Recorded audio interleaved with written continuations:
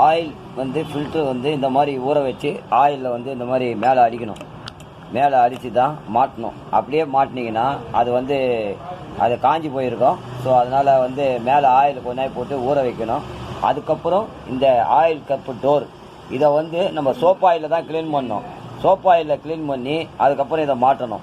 Soap ஆயிலில் clean பண்ணி water வாஷில் clean பண்ணிட்டு அதுக்கப்புறம் ஏன்னா இதில் டீசலே போடக்கூடாது. ஸோ இந்த ஓரிங் தனியாக எடுத்துகிட்டு இதை டீசல் போட்டு நல்லா கழுவிடுங்க. ஓரிங் தனியாக சோப் ஆயிலில் போட்டு பண்ணிங்கன்னா கரெக்டாக இருக்கும். பெட்ரோல்லே இந்த ஓரிங்கை கழுவக்கூடாது, இல்லைன்னா உப்பிடும், அப்புறம் ஓரிங் மாட்ட முடியாது.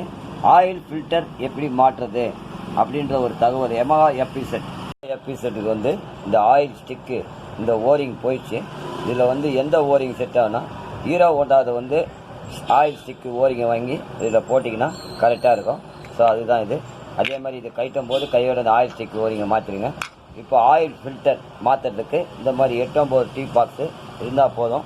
இந்த மாதிரி 16-17 ரிங்ஸு கீழே வந்து அழகாக நெட்டு 17 நெட்டு இருக்கும். இந்த ரிங்ஸை போட்டு லூஸ் பண்ணிங்கன்னா நம்ம ஆயிலை மாற்றிக்கலாம், ஆயில் ஃபில்டரை மாற்றிக்கலாம். 8-9 டீ பாக்ஸ் இருந்தால் அதே மாதிரி இதை கட்டிங் பேர் வச்சு லூஸ் பண்ணிங்கன்னா இது வந்துடும். இந்த ஓரிங் வந்து ஹீரோ ஹோண்டா ஆயில் ஸ்டிக்கு ஓரிங் வாங்கி போட்டுடுங்க, டைட்டாக இருக்கும்.